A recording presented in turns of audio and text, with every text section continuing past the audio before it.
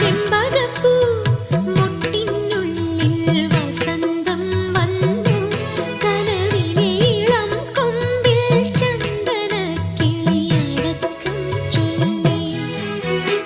ചെമ്പകപ്പൂ മുട്ടിനുള്ളിൽ വസന്തം വന്നു കനവിലെ ഇളം കൊമ്പിൽ ചന്ദനക്കിളിയടക്കം ചൊല്ലി. പുതുമഞ്ഞു തുള്ളിയിൽ വാർമഴവിൽ ഉണർന്നേ.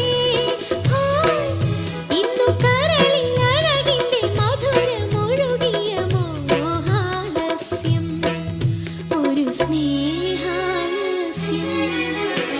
ചെമ്പ